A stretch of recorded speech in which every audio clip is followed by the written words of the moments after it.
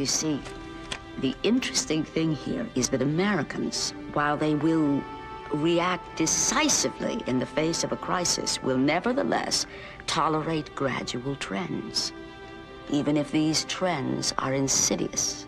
Things can slowly change, and if they're slow enough to not affect our daily lives, we'll continue to allow it to happen until it's too late.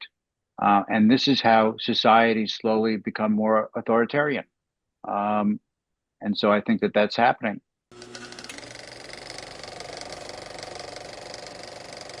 Gary Bennett, Alyssa Bennett, welcome to Underexposed. In addition to being prolific filmmakers of your own right, for the past 34 years, you have run Stonestreet Studios, an independent production studio, and NYU Tisch residency. I have had the pleasure of teaching classes and guest directing at Stonestreet over the years. I absolutely love the culture that Gary and Alyssa have created there. I consider it a shining example of what a formal film education looks like at its very best, focused on learning by doing. I'm thrilled to have you guys here and to celebrate your many contributions as filmmakers and filmmaker makers, as leaders of an artistic community. I want to start out by asking you first about 1993's Rain Without Thunder, Gary's debut feature, which features Alyssa, among other noteworthy actors like Jeff Daniels, Linda Hunt, Steve Zahn, and many, many more. Gary, for those who haven't seen Rain Without Thunder, could you please give us a little bit of a synopsis of what it's about? It takes place in the year 2042. It presumes that abortion is a crime of murder throughout the United States. It has to do with a new law that was just passed in New York called the Unborn Child Kidnapping Act. And so this has to do with the first person who was convicted under that law, along with her mother, who helped her get to Sweden to get an abortion. And so they're in jail, they've been convicted, and there is a reporter that goes around and interviews a lot of people about the case. Well done. And completely far-fetched, right? I have no idea, like completely dissimilar to our current situation, right? Well, when I did it in 1993, I mean, consider we finished the film in early 1992, and it was hitting film festivals. It was at the Human Rights Watch Festival. It debuted at the San Francisco Film Festival. Berlin. I was surprised, Berlin. I was sort of surprised at the reception it got because it's a mockumentary. It's really a sit-down interview movie. And I didn't think, I was worried and scared to death that people would get bored to tears. And also because I felt strongly about the issue, it was very important to me to not make this a message movie. I wanted it to be a drama with full characters that have their own lives. So I cast it in a way so that people on one side of both sides of the issue are good people, not bad people, not people that we would dislike necessarily. I want to know how you put this movie together. I mean, it's really impressive. Alyssa, you can chime in here too, because I know you had a hand in that. Bringing this amazing cast of actors together. I mean, I just watched a Year of Living Dangerously for the first time ever this weekend, and it blew me away. And then like, wow, there she is, right? That like, how did you get these amazing people? Robert Earl Jones is in it too. Exactly. Last film, right? His last appearance, I think I read. Yeah. Because I came out of the theater and was working in film myself, I know actors. And so that's how it started. We got the script because of my connection with Ensemble Studio Theater and people I knew there. I was able to get the script to Christine Lottie, and she signed on. And because of Christine Lottie, that's how I think we got not only the money, but then other actors started attaching because of the script. It was all about the script, because really good actors want to do things that are, meaningful, and also they like the script. And so at some point, Christine Lottie had to leave, but we already had the funding and we already had other actors. So Jeff Daniels and Frederick Forrest, Linda Hunt, also Austin Pendleton, who was such a gem of an actor from Catch 22 and just so many. He's a wonderful theater director and actor. He's in it. And then she had to leave because of running on empty, I think. And then as a result of that, Betty Buckley came in. Gary, I want to know what you remember about the production of this film. Do you have any stories about what was it like to step onto that set and direct those actors as a first-time feature director? Well, it's so great to just walk on the set and have everything set up for you. I mean, it's like most of the time when Alyssa and I are producing and directing, we have to manage everything. But we had 40 people on a crew, and I would walk in and somebody would hand me a cup of tea, and I would start talking to the actor, and we'd start shooting. Usually everything was taken care of. I had other people dealing with stuff. When I needed something, when there was something in the production design that I didn't care for, like a lamp, the lamp actually behind Alyssa in the film, I didn't care for the way it looked. So I turned to Ina Mayhew, the production designer, and said, "Do you have anything a little bit more metallic and futuristic?" Then she said, "Okay, well, when do you need it?" "Well, we're starting to shoot in about 30 minutes. I could tell that this was stressing her out. And then she said, "Okay." She never said no to anything. And literally 30 minutes later, she walked me over to another room and said, "Here are 9 different lamps. Which one do you like?" I said, "How did you get these?" She says, "Don't even ask me. Just pick one." And I'm really impressed by the caliber of performances you get, because having worked with actors, I find it very difficult to work with people who are sitting and just delivering in a seated position. I just think energy levels go down, everything kind of suffers. But this movie, I mean, across the board, everybody really keeps it alive and dynamic. It was my training ground for how to deal with actors sitting, like giving monologues. And, it's to create transitions, even though you're just sitting and delivering a long set of words.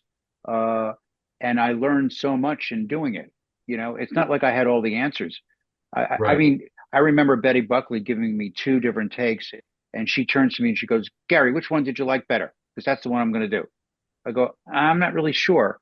And then she was like, "Oh, can you be sure about something, please?" And I said, "Well, I'm sorry, I'm not sure.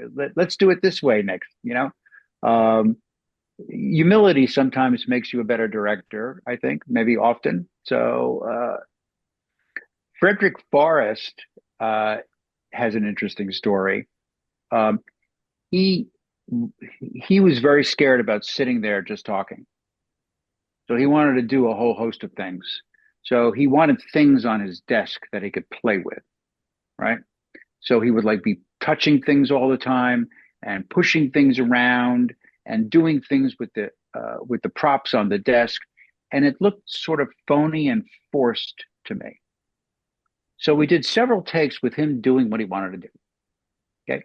And I said, "Frederick, can you just give me one take where you don't do anything with any of these things on the desk? Just one take." Okay. And then he leans into me and he goes like this, and I lean into him. He says, "What do you think? I just got off the bus. I give you that one take. That's the take you'll use."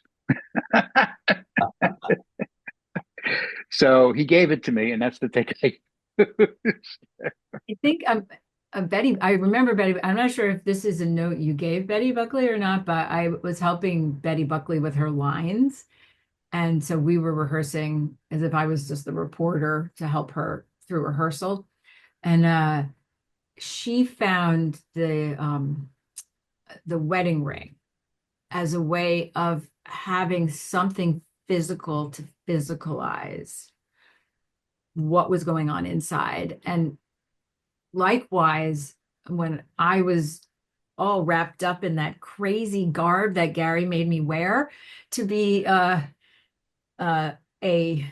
albino with skin who was sort of failing her and had light sensitivity, it's bizarre, was I had a glass of water, and because I was in prison, it was the thing that helped my performance sitting in the seat was to try as best as I could to get water out of the glass to my mouth. There's a line in this movie that I really, really found chilling and great, which was a Linda Hunt line. You see, the interesting thing here is that Americans, while they will react decisively in the face of a crisis, will nevertheless tolerate gradual trends, even if these trends are insidious. Well, I think we're experiencing it right now. I don't know how we've gotten to where we've gotten. It's just amazing to me how things can slowly change. And if they're slow enough to not affect our daily lives, we'll continue to allow it to happen until it's too late. And this is how societies slowly become more authoritarian. And so I think that that's happening. Stonestreet Studios has been around for 34 years now. It's a residency and also an independent production company. What is the mission statement of Stonestreet? Well, it's kind of a continuation of the work that Gary and I had started back when we did Rain Without Thunder, coming out of NYU Tisch Drama, before it was Tisch Drama. I had continued to train with people like Bobby Lewis and trained with Meisner and all, continued. But growing up in New York, I was lucky enough to actually get work in film and television. But it was very difficult because in training back then, we never had any experience with professional auditions in the professional world and with film and television. And so at some point, people kept coming to me to help them because I was beginning to work. I worked in film and I worked in a few films with like Scorsese and Woody Allen, and also worked on the soap. So I had to learn to work fast and things like that to help them. And so I started coaching and teaching. And at some point, somebody said to me, you ought to go back to NYU and do what you're doing. I had also started inviting agents and casting people to see my actors that I was coaching and teaching. I started inviting them to my small little studio because I thought that their work took so long to get seen, and also their practicing auditions with a teacher or coach is very different than getting into a room when you actually do it and then everything goes out the window. So I wanted to be part of that process to sort of help them make the transition into all of the auditioning world and getting work, as well as training deeply for the screen and how to use your theater skills, because theater skills sometimes serve film and not always, and it's not a one size fits all thing. I'd experienced a lot of dogma in my training and thought that was not helpful, and also lack of really good screen analysis that really helps you when you're on a set and suddenly everybody's ready for you. So I didn't know why NYU would hire me, but somebody was like, go back. And I went back, and lo and behold, the chair, who was the chair that had taken me in when I was auditioning as a student, was there. His name is Ron Argelander. And he had also started the experimental theater wing at NYU Tisch. He was like, I'm going to let you teach a class for film and television. And I got to in the department. And when I did, I really focused on screen analysis or script analysis that would help actors in a way that it wasn't serving them at the time. So my classes blew up, and I had 6 classes, and then it divided into something called Acting as a Business, which I call now Producing Your Own Career at Stonestreet.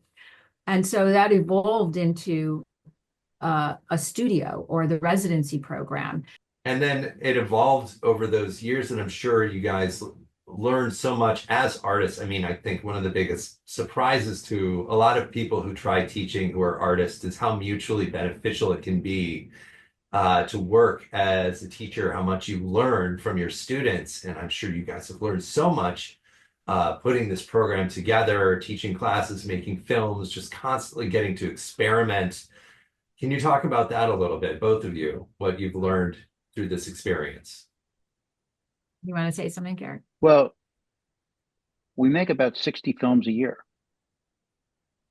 I mean, so and we have to do it because we have students, actors, we have actors in our residency, and we have to create content for them, and we have to direct them.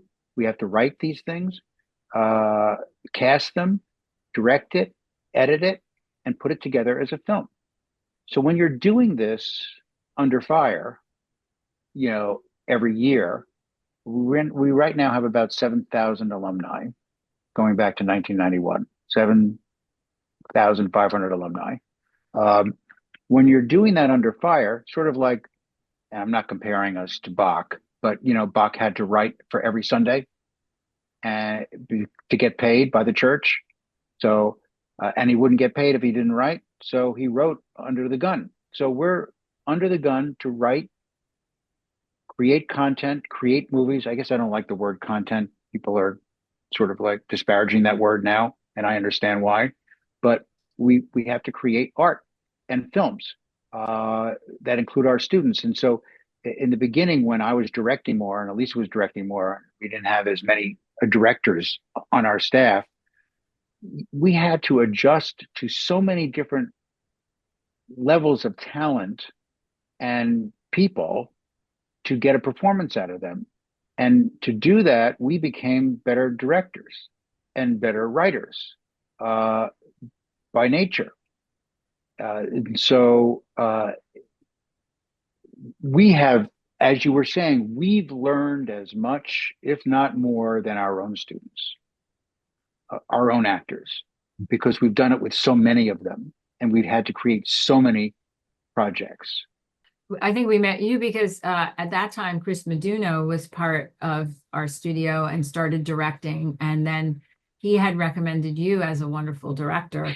And that's been an additional, just wonderful side of all of this, is we have continued to grow our community of not just young 20-somethings who are constantly coming in. So we're always coming up against usually 21, 22-year-olds. So we're always knowing who this generation is.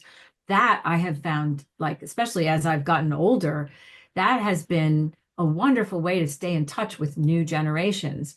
But it's also been wonderful to have a growing community of independent film directors, of which you and so many other people have become part of, Malcolm Mills, Chris Meduno, Chris Lee, and Cormac Bluestone, so many wonderful directors, and now younger directors who have kind of come through our program have gone out and made their mark, often come back and then direct and do, projects with us. I feel blessed that I have to spend my days with college students. I mean, I can't imagine getting older and only hanging around old people. So Yeah, I feel blessed. I feel blessed. They keep us young. Yeah. Yeah, and I think it's been a really great joy to share with people, to bring them into an independent film studio. And that's basically through osmosis, they learn how to produce their own projects and career. And they do get, we create content or films with and for them, so they get to experience that. But we actually help them, even in their first semester with us, make their own movies, so that they're working in two directions, evolving as actors and hyphenates, but they're also learning how to be independent like you would want your kids to be, so that they can go out and produce and direct and do other things that will bring them more and more into the film community and get work and support themselves. And they do. It's pretty incredible. They actually wow. When Alyssa and I, when we formed Stonestreet, some of the other studios complained because they said there's no such thing as screen acting. It's just either good acting or bad acting. So you are miscommunicating to a student body that there's a thing called screen acting. But the dean, in his wisdom, disagreed with that and allowed us to form Stonestreet, a screen acting conservatory. So we were the first screen acting conservatory in the nation that concentrated just on that. Of course, since then, everybody wants to teach that. But we are the only, as far as I know, the only conservatory and residency program in the United States that's affiliated with a degree giving institution that actually makes movies. Okay, they might set up a camera in a classroom and shoot a little scene, but we're the only ones that actually make movies that get submitted to film festivals and possibly distributed. The only one in the United States. So we're unique in that way. So for those who are, let's say it doesn't have to be young filmmakers and actors, but young or young at heart, people just starting out their journey. Do you have any advice for those people? Well, I think find a place like us, if you're not in New York, or a place that can really support the duplicity of the quality of your work and whatever it is you want what your vision is and whatever stories you want to tell, with the other part of it, which is how to get it out there, how to make it, how to interact with the technology and the business, and try to find places that allow you to sort of do both, but not to skip the digging deep in terms of whether it's directing or acting or writing into something that's really well written and really meaningful and comes out in a dramatic way, because I think there's so much material that comes out right now that feels naturalistic, but it's not dramatic. And there's certain things that if you find the right mentors who can really challenge you, whether it's as an actor, as a director, as a writer, and even as a producer, to do things that work in that kind of dramatic way that allows audiences to think, to feel, and make their own decisions, which ultimately makes the best films. And I think back to Miles Teller when he was at our studio. He never said no when offered something. Never. It's like he wanted to be there. He wanted to be on set. He was excited to be on set. He wanted to work with the filmmakers. We often confront actors who sort of want to be there, are not sure they want to be there, or are disgruntled that they have to be there at 7 a.m. It's sort of like, so us filmmakers, we want to work with people who want to work and are excited to be there. And I would rather take somebody less talented but excited to be there than somebody very talented who doesn't want to be there. So it's attitude. If you have a good, professional, exuberant attitude about wanting to do the work, people will work with you. So Also, that shows up on screen. Yeah. Your passion shows up, and your challenges, and even if your talent is not completely realized yet, your passion shows up on screen. And so if you just keep working, it's about the work, you'll make some incredible things.